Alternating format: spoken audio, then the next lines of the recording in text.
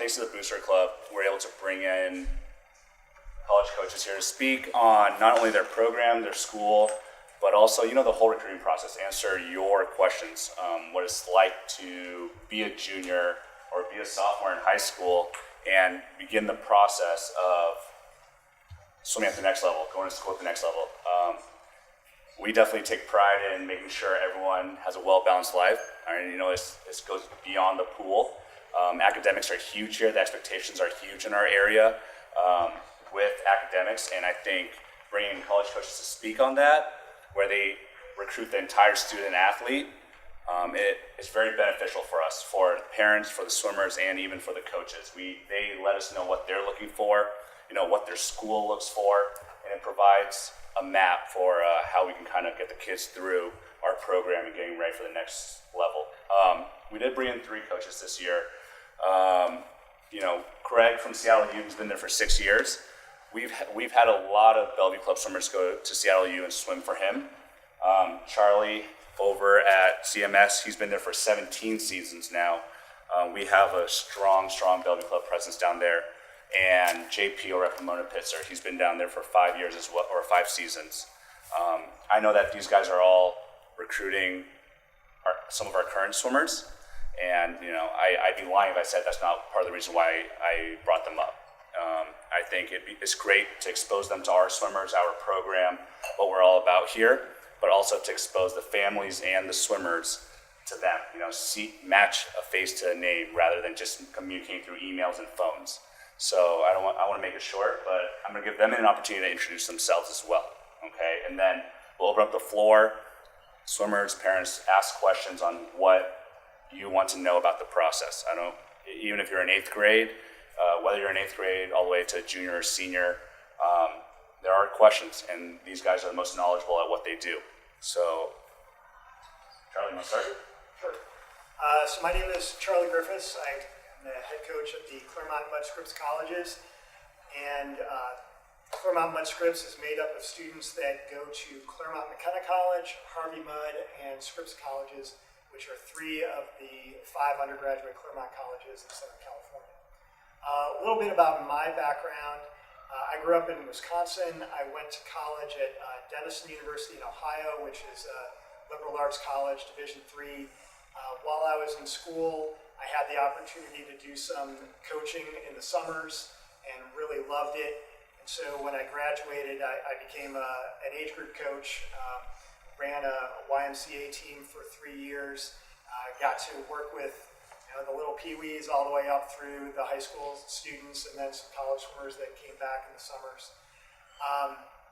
After doing that for a few years, I went back to Denison and was an assistant coach there, and we had a pretty strong team, won Division III National Championship there, and then I got the opportunity to come out to Claremont, and it really fit a lot of what I was looking for in a coaching experience. I knew I wanted to work with bright, motivated students who had the primary focus of their academics, but we also wanted to have the opportunity to have a successful team, have people have a good experience, be able to compete and feel good about ourselves. So I was really happy when I had that opportunity to come to CMS, and as Andrew said, this is my 17th season, so it's worked out pretty well.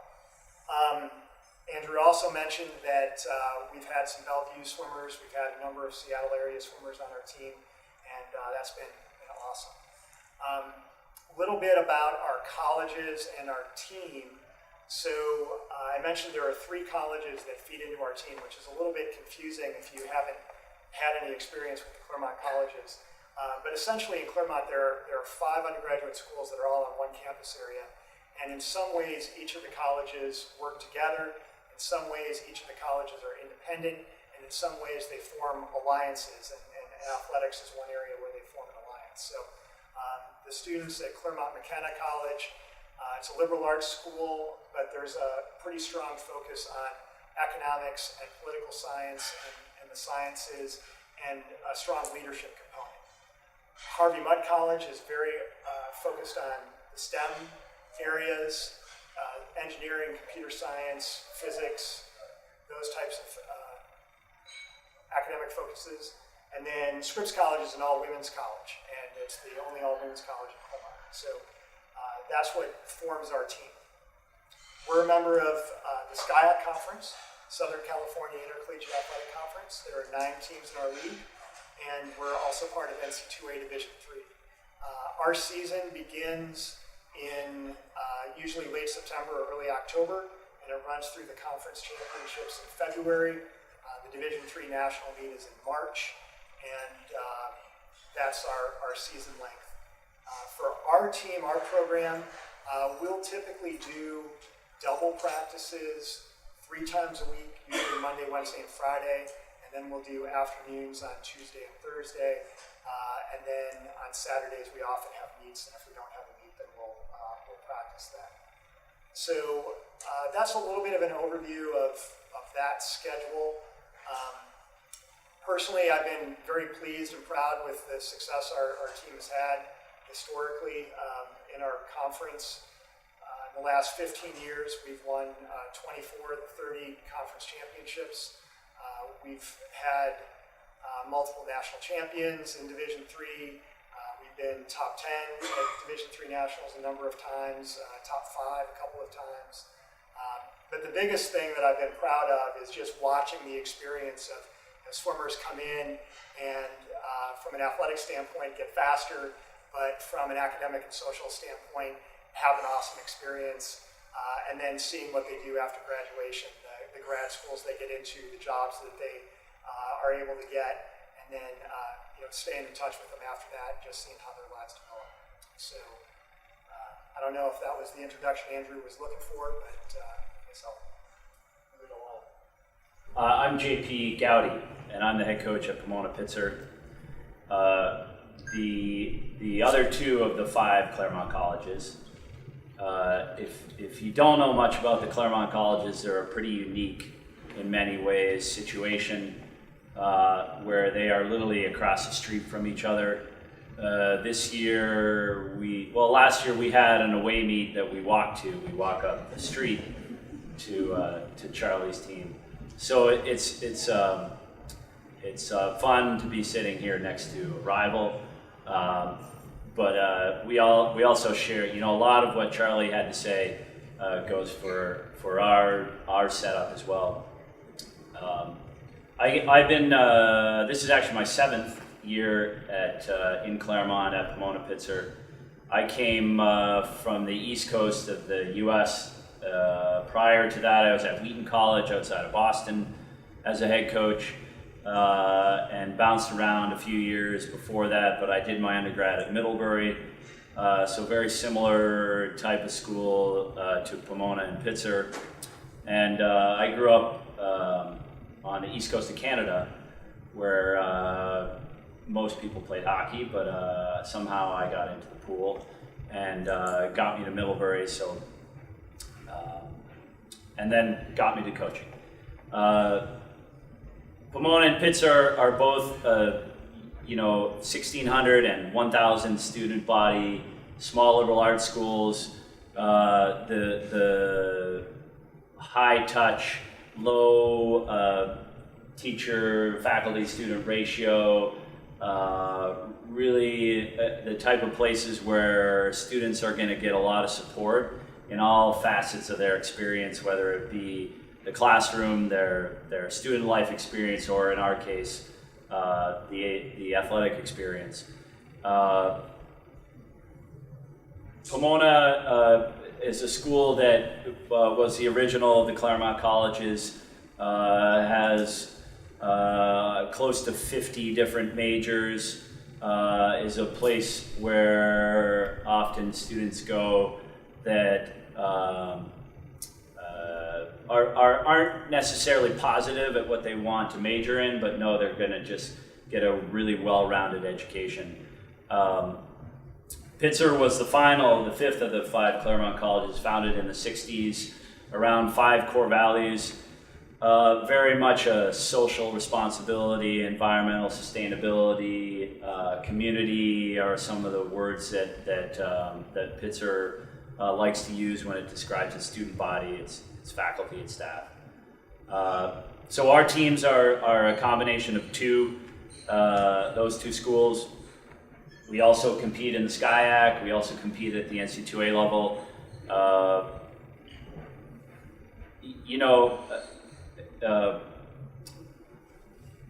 It's nice to hear a rival say a lot of the same things we think. We don't talk a ton about our programs, but we're certainly in the same boat where our first priority is the student athlete experience. Of course, we want our athletes to swim fast, and we work really hard at that. But I like to tell a story about carrot cake. I love carrot cake.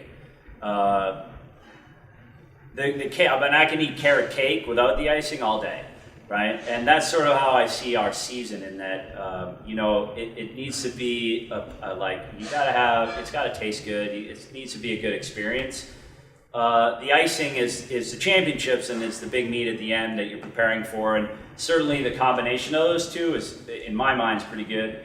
But we also, I would be lying if I said every single one of our athletes does best times every one of their swims. And so if we can be at a minimum having people making sure they have a good experience, then if they get to the end of the year and they swim best times, well, that's terrific. If they're not quite there, they've still, the cake still tastes great to them at the end of the day. So that's a bit about our program. I'm sure you guys will have lots of questions, much more specific. All right, so with that said, you can open it up. Just raise your hand, Bill. Let's just start. No one? All right. I'm just curious, the recruiting process, like if you, as far as a sophomore or a junior or a senior, what are the rules around contacts for each of those years?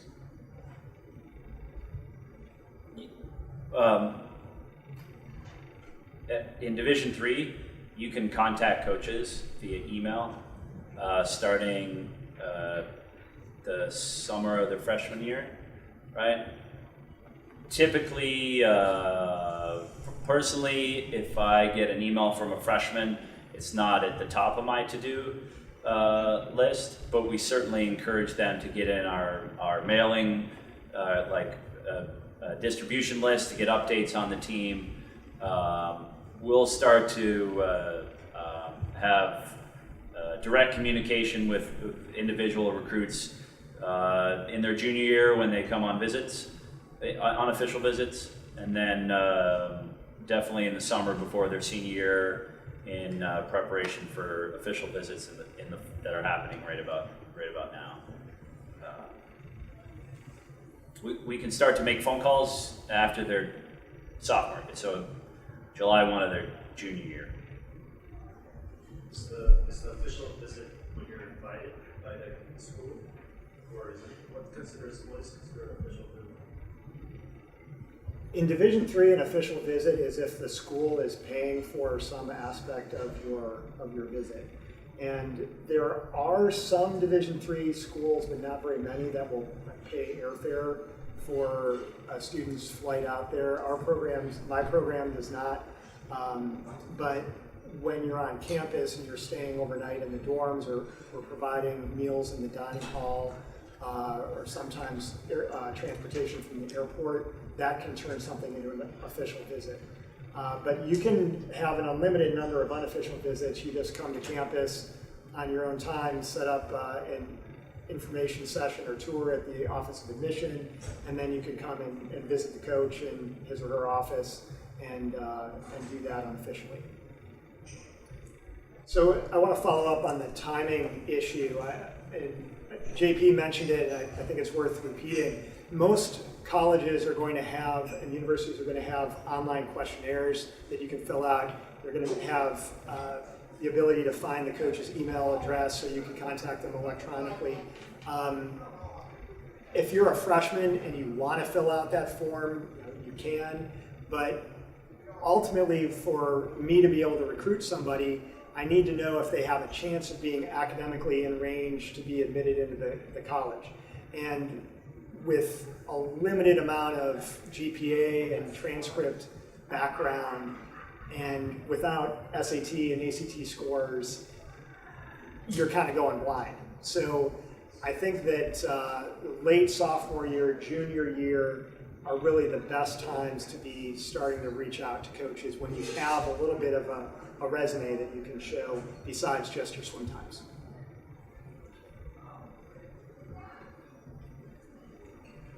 What percent of your classes, that end up being swimmers in each of your classes are kids that reached out to you? Do you pull from that pool who's contacting you? Or do you also find kids outside of who contacts you and go after them, in essence? Just so that we understand, is it really incumbent on the kid to identify a set of schools and make sure that they reach out to them, because that's really the pool of kids you're going to be talking to or not. Right. For me, I would say it's a very, very high percentage of my team are people that reached out to me. I mean, certainly, I contact club coaches and high school coaches that I know and say, do you know somebody that might be a good fit for our program? But to a large degree, it's a little bit self-selective, that especially because our colleges are difficult to get into academically and they're expensive financially. Most of the time, the students reaching out to us have done a little bit of research and they know that this is the kind of place I want to be. And so that's a much more fruitful way for me to spend my recruiting time than to be randomly going up to swimmers at meets and saying, you're fast, I want to talk to you. I need to know more about their background, so I definitely like it when people reach out. I'd add that a couple things. One is that the recruiting process is a two-way street in a lot of ways, and so us coaches will certainly pay some attention to the recruits that stick out for in our case, academic and athletic reasons, who have the kind of times and have the kind of grades that we're looking for. But our schools get a ton of interest, and often the people that rise to the top of our recruiting pool aren't always the absolute fastest or absolute top shelf academics. It's the ones who show a lot of interest. I think the same goes for recruits. Tend to gravitate towards the programs where the coaches pay them some attention. So I think as a high schooler, if you can start your research, talk to your upperclassmen or older club teammates about their experience, get a sense of what it's like to go through the process, get a sense of what you're looking for, and then like Charlie and Craig have said, take some initiative, reach out, and then show some interest. We don't have admissions is a difficult process at Pomona and Pittsburgh. Both schools are really selective. We do not just get to open the floodgates and let in 20 or 30 swimmers a year. So we have to be rather choosy about the people that we support in the admissions process, and often it's students and swimmers that have shown us a lot of interest. It seem like they really want to be at either of those schools.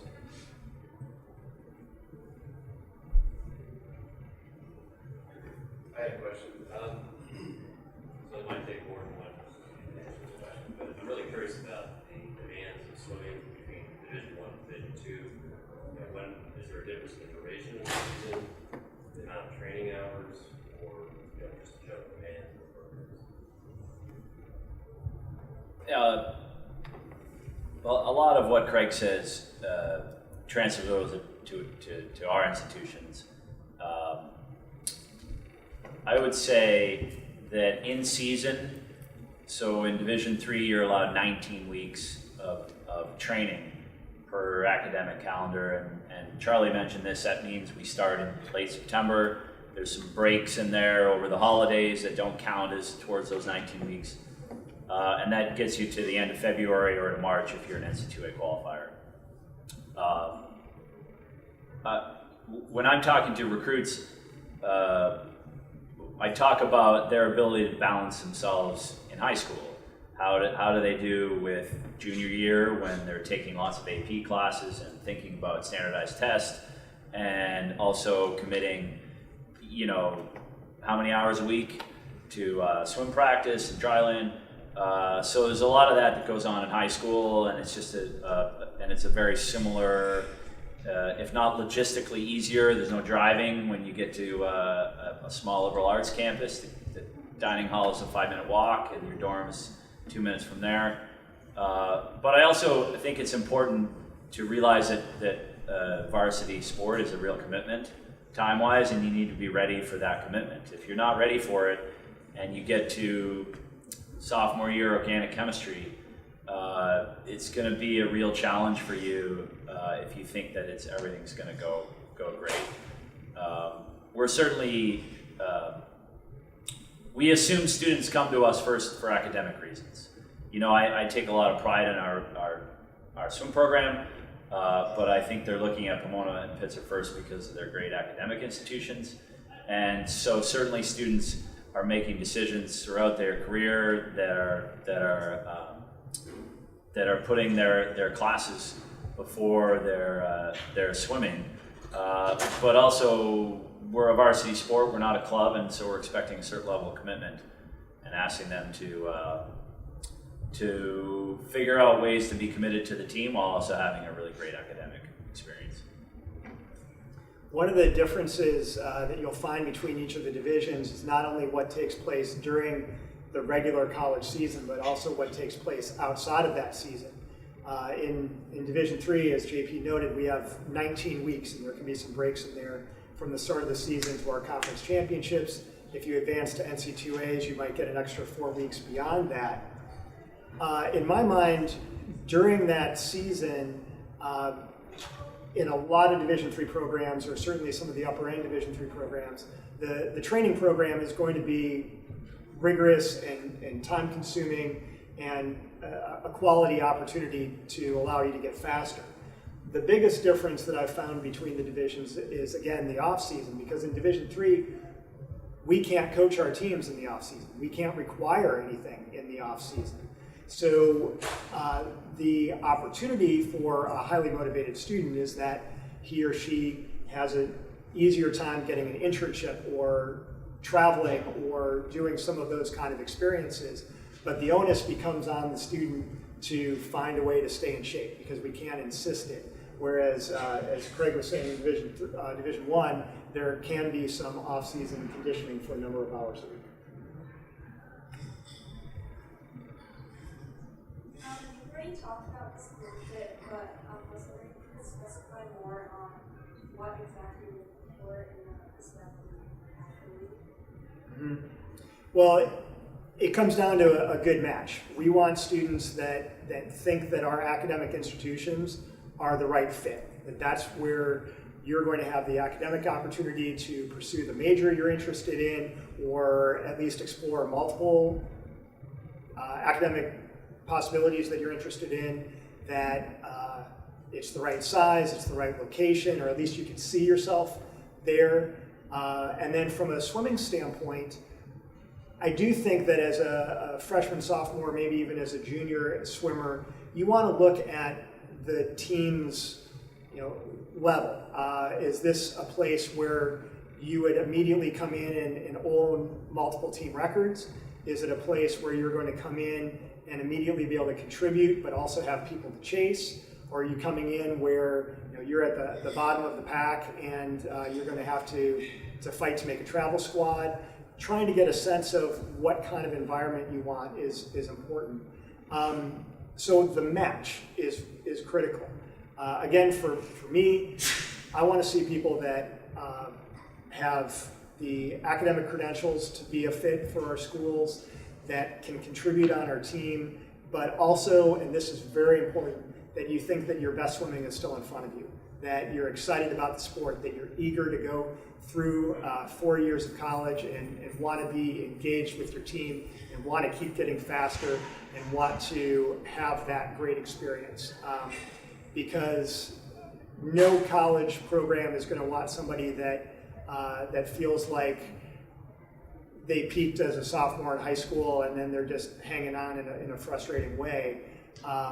We want to have that excitement that the next season is going to be your best one. in many ways our sport is easy, right? It's because it's a time is a time, and it's not like we have to figure out whether 30 goals in one league is good or 30 goals in another league. You know, we don't.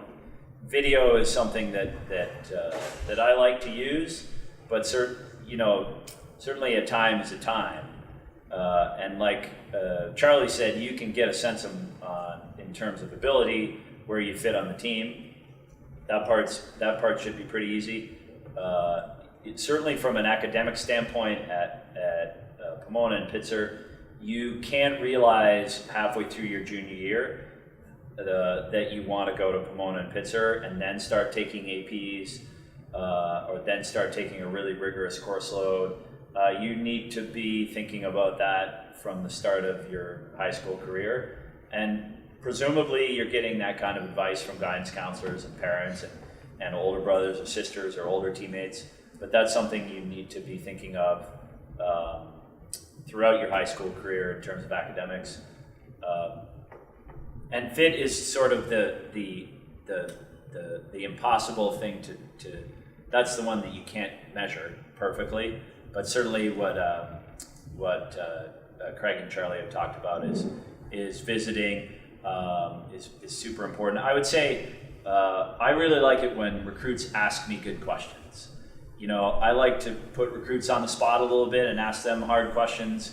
If they had a year where they had a little bit of a plateau, we'll drill down and talk about that.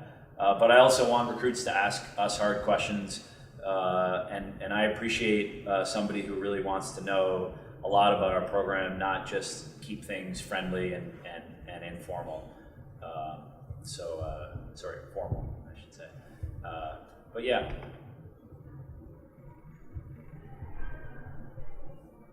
How do you guys choose walk-ons?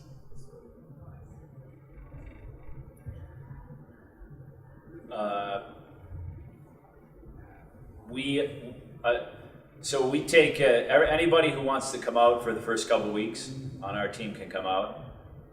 We have some team expectations that are pretty central to who we are as a team, and certainly a walk-on needs to be someone that can buy into those expectations. We have had people we cut who are pretty good swimmers in the past. We have had people who are fairly new to the sport but are committed and want to be a part of the team, and we're happy to have them. It's a little bit speed for us. It's much more whether you can fit on the team and whether you can commit to our team expectations. Yeah, I would say our program is relatively similar to that. The vast majority of students on our teams are people that I had communication with before they applied to the colleges. But every year there's one or two people that show up and say, hey, I'd like to be on the team. And we sit down and have a conversation, and I outline what the training program looks like and what the expectations are, and say, hey, do you think you're ready to commit to this? Are you ready to be invested in the team, be a good teammate? And if we get past that phase, then it becomes a matter of can you keep up in practice, because we have a good sized team and we don't create extra lanes for people that are well behind the curve. But at the same time, I like to give people a chance. So if you can keep up, sometimes that late bloomer has a really great opportunity to develop and have a great experience. Do you have any advice on how they should write their emails to you? Like, should they be short? What should they include? What should they not include? And when should they email you? Should they just do the questionnaire like as a sophomore? My son swims for Charlie, so I've been through this, but it's different at every school, right? So I've heard like, don't go on and on, those emails just get completely deleted, just so if you could just give a little advice on when to actually email and what they should say.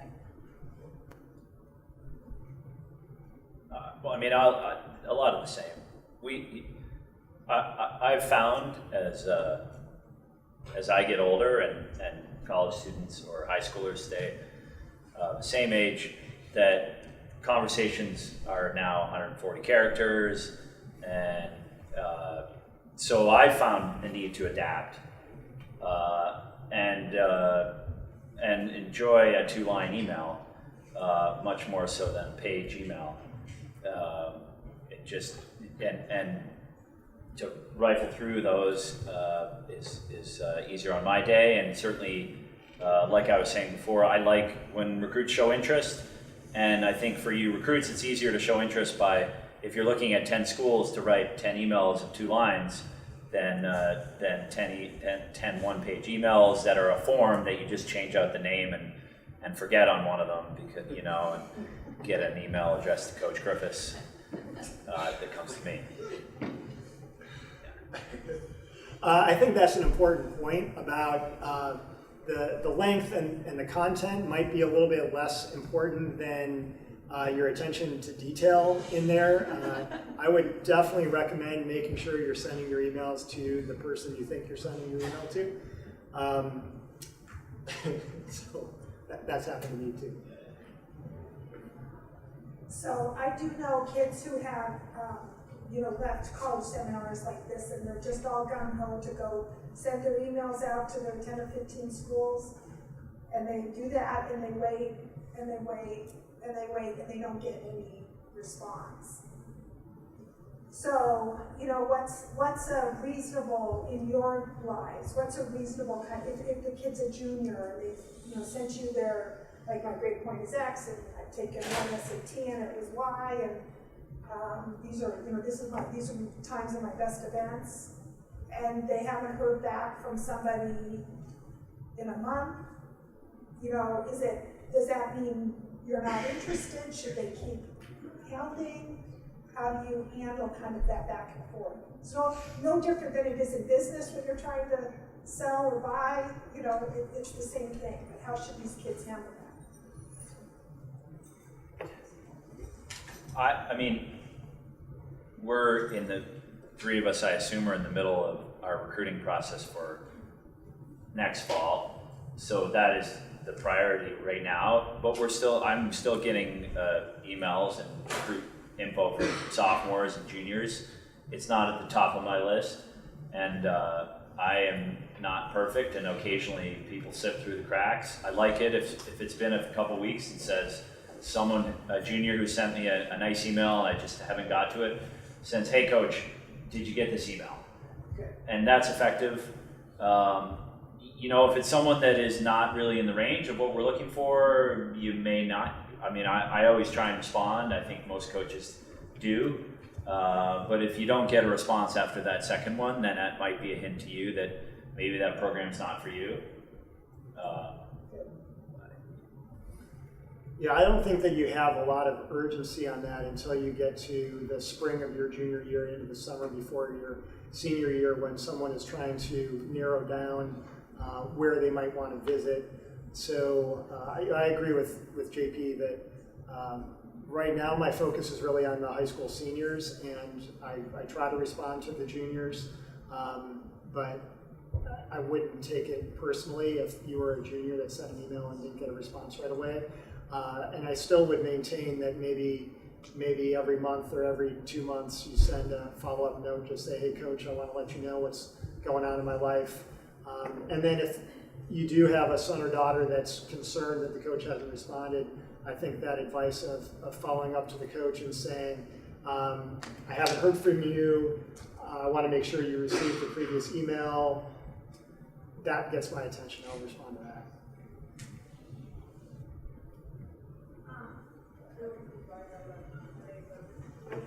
You have a lot of high school swimmers that are really enjoying swimming, and they believe truly that college swimming is absolutely for them. What advice would you give them in maybe evaluating whether it's the right thing for them or not to swim in college?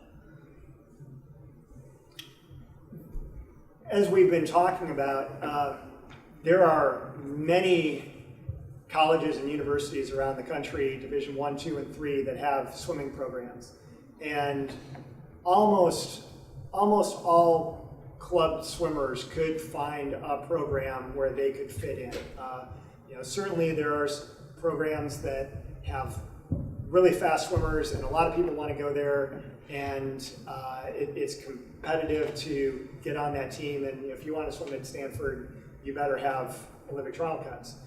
But there are also some teams out there in various divisions that are smaller, that don't even fill out their rosters, that maybe somebody that is newer to the sport or not as developed could find a good home at. So again, you can look at a wide variety of swimming programs and find a good swimming fit. But I'll also reiterate what Craig's been saying, that the academic fit is the number one thing. And hopefully you find a match somewhere where the academic fit and the swimming fit and the social fit and vocation and all those things work out for you. But I would do a lot of research. Broaden your horizons. If you feel like you've looked at a couple of places and none of them seem to be right, then look some more places. When you have college swimmer freshmen that are starting that are swimming in your team, I'm sure some of them end up dropping out. What was the thing that they might not have considered when they decided to swim in college? Because if they were in the right college, the right team, what was the thing that's being surprised by the most that we're not prepared for?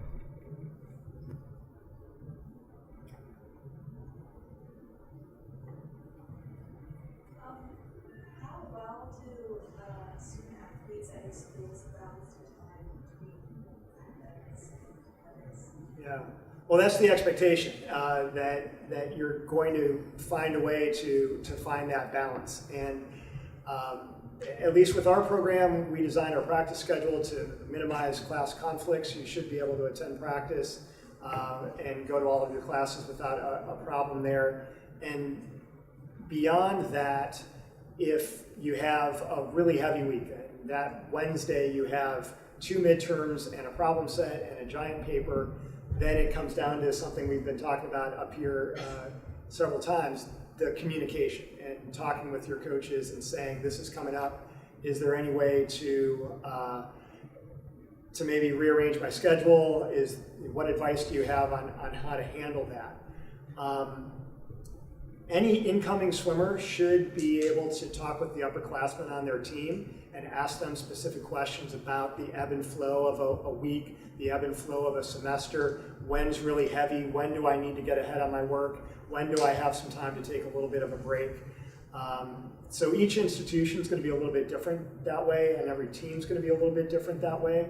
But certainly any college coach is going to tell you that we want you to be successful. We want you to have a great academic experience, a great swimming experience, and be happy with how you spend your time. So definitely you have to put effort into it, but communication is important as well. Can you talk about athletic scholarships, existence, non-existence, your schools more broadly? Anything? So we have need-based financial aid, and I really would recommend, and I'm pretty sure, Charlie, you can correct me, but I think every school has to, on its financial aid homepage, have what's called a net price calculator. And so you can go on there as a family and punch in numbers, and it's going to spit out a number that's going to give you a really good ballpark of what it's going to cost you if your son or daughter's admitted, if you're admitted to that school to attend. And so you can do that in advance of being admitted. We do most of our recruiting in early decision. I think that holds for a lot of schools like us. And so we're looking for our recruits to go on there and be able to say, yes, if I'm admitted, I'm going to be able to pay whatever it is the school's going to ask me to pay. And that's largely driven by your family's income and assets. And again, there are in Division III over 200 swimming programs, and each one of those schools operates a little bit differently. So while our colleges offer need-based financial aid, there are some schools that have a larger ability to do that than other schools. But then there are some schools that will offer a lot of merit scholarships based on academic success. And so as you're researching schools, you want to find out what percentage of the student body receives need-based aid, what percentage is full pay, what percentage are getting merit scholarships, what do those merit scholarships look like. So you want to research that. Is it true that swimming programs require 1 day off a week? And if so, what's the training schedule look like? Yeah, there's a new rule for swimming and track that you still have to, at least in Division III, that you have to have 1 day off a week during the semester. At Claremont College, we have this great 3-week break in, well, 5 weeks really, but we have about 3 weeks of training in January where classes aren't in session, and there's no limits then. We could go 7 days a week. Typically, we give a day off. But this sort of ties into what Charlie was talking about before, is that if you're particularly overwhelmed on a weekday because of a couple exams and a problem set, often what we'll do, we run an optional or a makeup workout on Sunday. So we have practices 7 days a week, but typically that Sunday is a makeup for students that communicated with the coach, didn't just not show to practice, but communicated, said, hey, I'm a little overwhelmed on Wednesday, can I make it up on Sunday? So we're now allowed to run practice 7 days a week, but you can only come 6. In Division I, you're required to have a day off as well. So the same thing, required to have the day off, but during the preseason or during holiday times, vacations, there are no limits during that.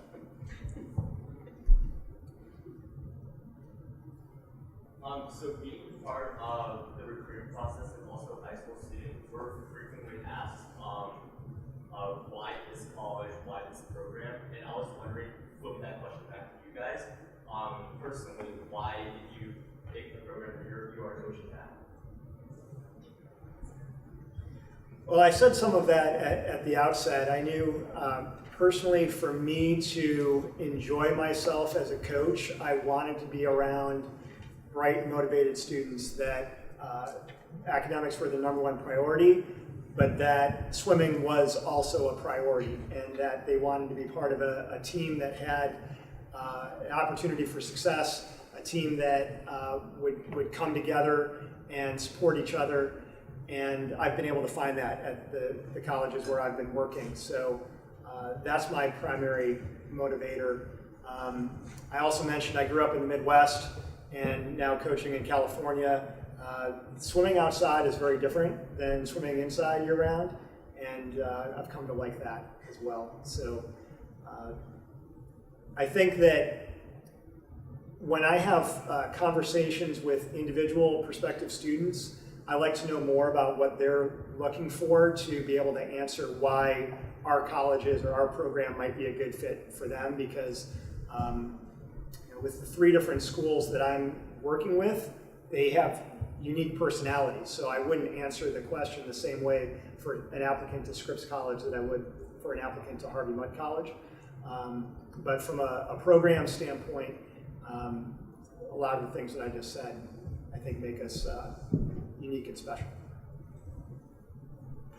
Yeah, typically we don't choose the schools that we end up coaching at.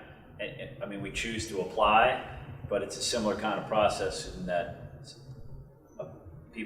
somebody chose all of us to hire us as the coach.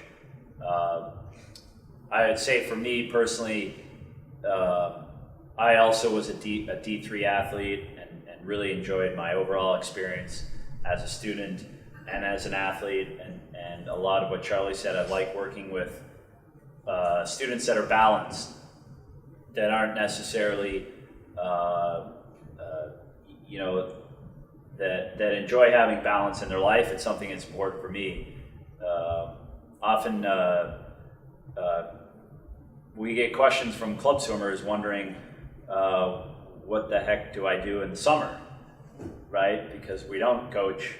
I can't coach the team from March until September. And, every Division III coach finds ways to stay busy, I'm sure. I like to be involved in the sport of swimming. I also like to ride my bike and spend time with my family. And I'm lucky enough to be able to do that a little bit more than coaches who coach 11 and a half months out of the year. But I also like having our athletes find ways to stay fit, but also have aren't swimmers who go full tilt almost 12 months a year.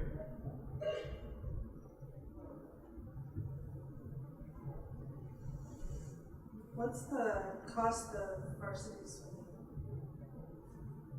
Well, the tuition costs in our schools are pretty high, but I just meant beyond that, with our program, it's fairly minimal because the college will provide a lot that goes into the experience.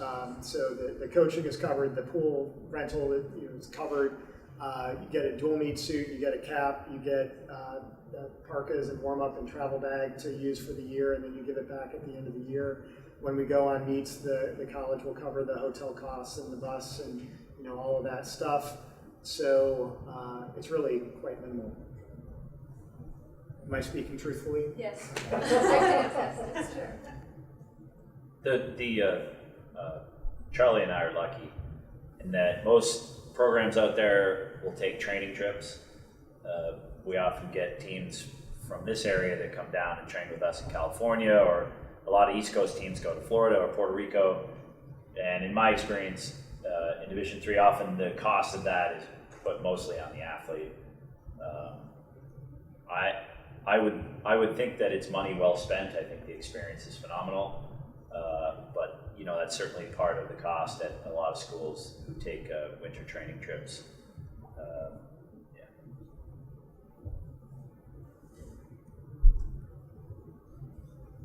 I just have a question about the admissions process when it comes to D3 athletes. So I know it differs from school to school, but in your experience with your program, what kind of support do you guys offer to the athlete through admissions? It is different from school to school. Certainly nationally, it's different from school to school. And even within Claremont, it's different from school to school. My communication with Scripps College is different than it is with Harvey Mudd, which is different than it is for Claremont McKenna. So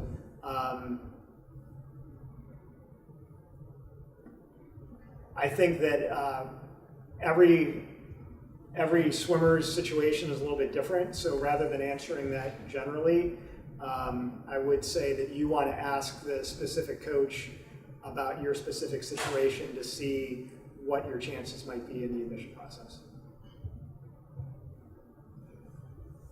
Yeah, where do I stand is a really good question to ask a coach.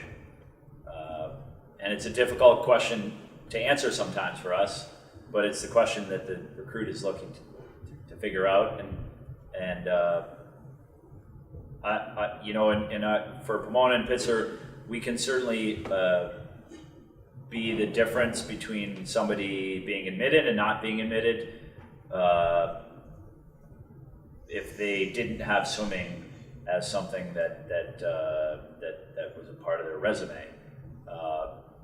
But like I said before, we can't do that for 20 or 30 athletes per year. It's a really select number of students per year that we can have some influence on the admissions process. We certainly, there's an academic range at both schools that we can work with. The next Michael Phelps could walk in our door, and if he didn't have a certain ACT or SAT, there's nothing that we could do to help that student be admitted. So there's certainly that part as well. Let's say you have two prospective recruits here, and they have the same test scores, same times and whatnot. How much do you listen to their club coaches as advocates for them? That's part of the process. I like to do my due diligence and talk with club coaches and high school coaches, but we also make our own judgments when students come to visit.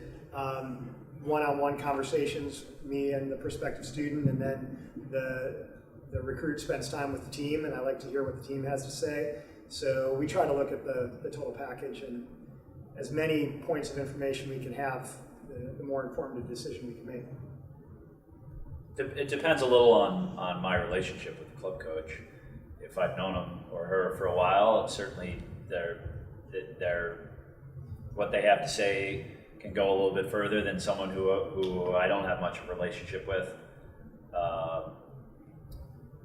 Certainly fit in terms of, I like to listen to the team as well. They are pretty good judges of character, and a 2-day recruit visit is not the be all end all, but certainly they get a much better sense often than even I can in an hour long meeting. I like to call coaches after when in the summer when they've already committed, and then hear what club coach has to say about incoming swimmer. And often it's a lot of the same, but usually you get a little bit more of the story than you do before the process.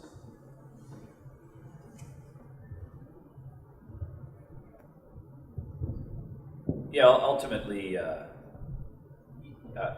be lying if I said I wasn't competitive.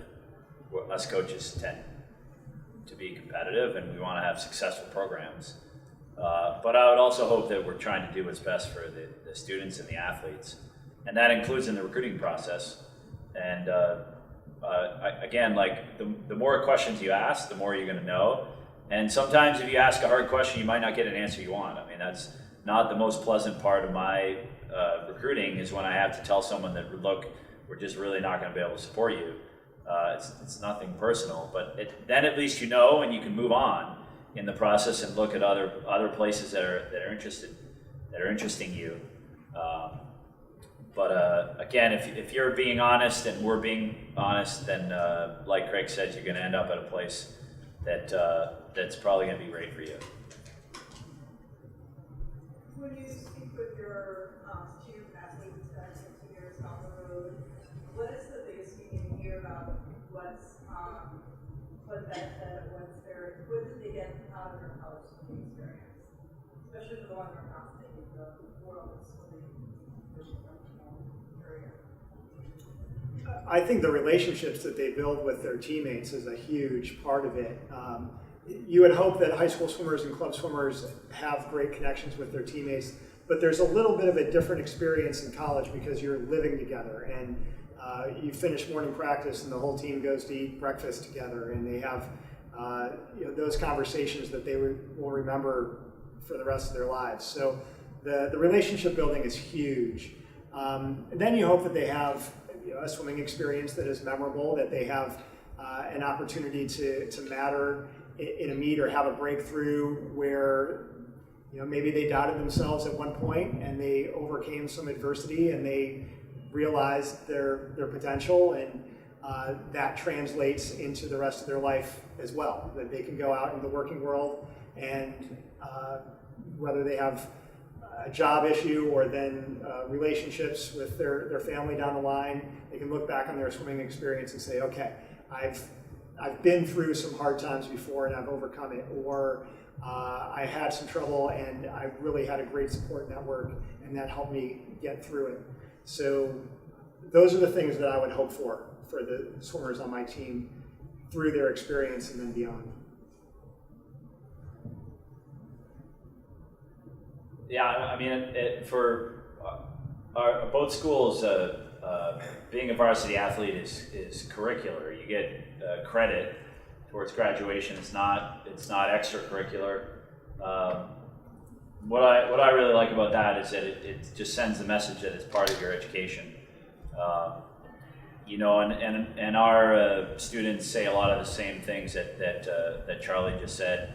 I think the educational experience at a small liberal arts college is a pretty neat one. Certainly, I'm biased, but I think it's a pretty unique experience in a lot of ways, and a lot of it is the connections that you make throughout your 4 years, whether it be on your team or with your team or in classrooms or just in the dorms or around campus. What I like about swimming lately as well is that it's 2 hours without a device. And I think that's healthy. in a lot of ways for all of us, and it's sort of a forced 2 hours where there's no instant gratification. There's none of that. There's a lot of singular focus on what's right in front of you or the black line, and in many ways, I think that's a pretty good thing in this era. Could you tell us a little bit about your coaching philosophies?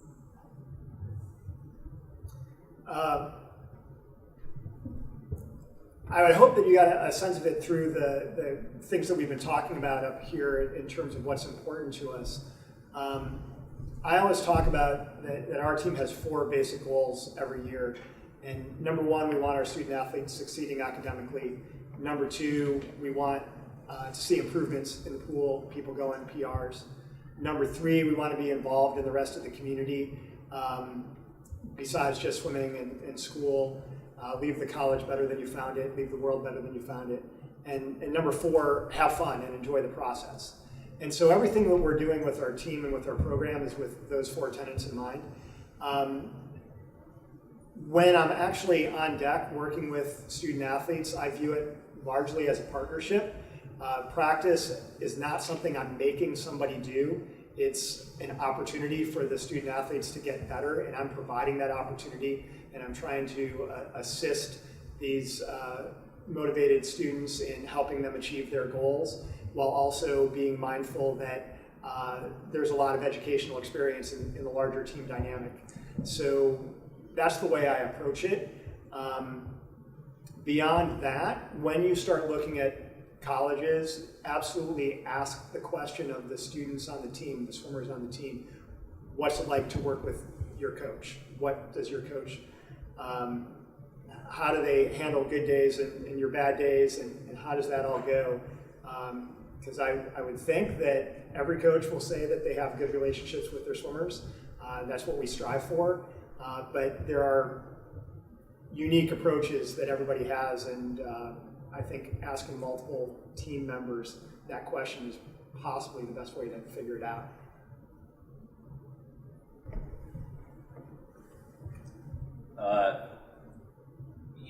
Yeah, so it's a great question that we get asked a lot as coaches, and I think part of that is, well, how does practice work, or do you train your sprinters like 500 freestylers, or do you train, how does it, what's the philosophy when it comes to practice? And that's a good one-on-one conversation to have with the coach. I think for me, I think I have lots of expertise in swimming, but if you were to swim for me, I would never be the expert on you, right? That's your job. And so I want to use your expertise to get you going towards the place that you want to get to, and have a positive experience while doing so. The 10-200s is not necessarily fun, but it can be a really positive experience if you've got a coaching staff that's into it, if you've got a team that is working hard and pushing themselves, and it can be really positive after the fact when you've given a great effort and had a great attitude going into it and during it. And so if you're having a good experience, a lot of good things happen, including fast swimming, but at the core it should be a positive experience.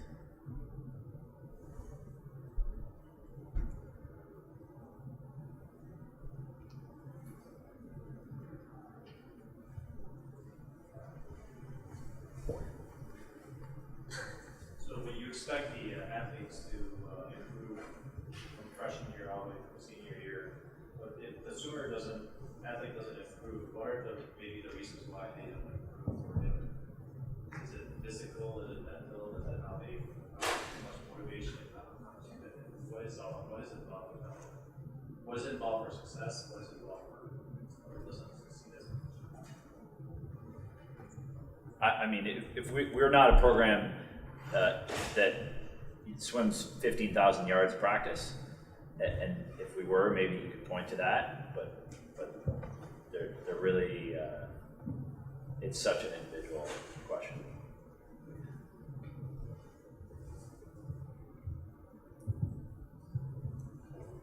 So I have just a general question. So for D3 dual meets, does everyone generally attend those meets? Like, is there a travel squad, a non-travel squad for dual meets? And it's the same for Division I, or does that totally vary by school, by conference, by? Yeah, I think that that's by school, by individual program decision based on what's going on with their budget, where they're traveling to, and whatnot. For us, we generally take everybody to all of our meets, but we live in Southern California where all of our meets are pretty close by. And when I was coaching in Ohio and we had to travel further for some of our meets, then you couldn't afford to take 2 buses. You just, however many people fit on 1 bus, that's what you would take. So it is. So that's something they should look at when they're figuring their fit, right? Mm-hmm. Would you be on the travel? Yeah.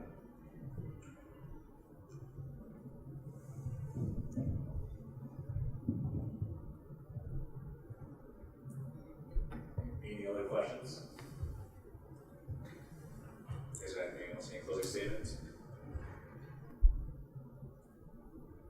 I would just say certainly spend some time as a freshman and sophomore thinking about college, but also enjoy the experience of being on a great club team like you guys are on, enjoy the experience of high school,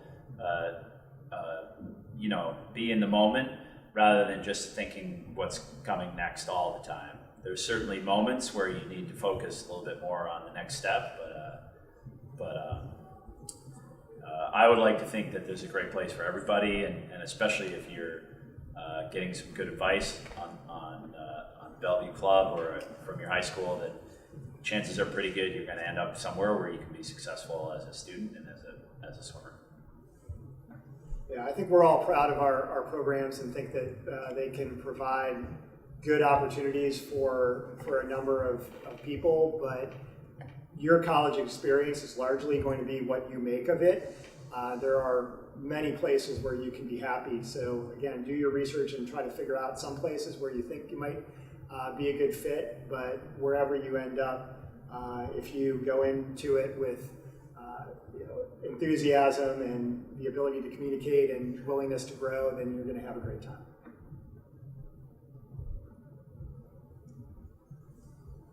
All right, thanks, guys. All right.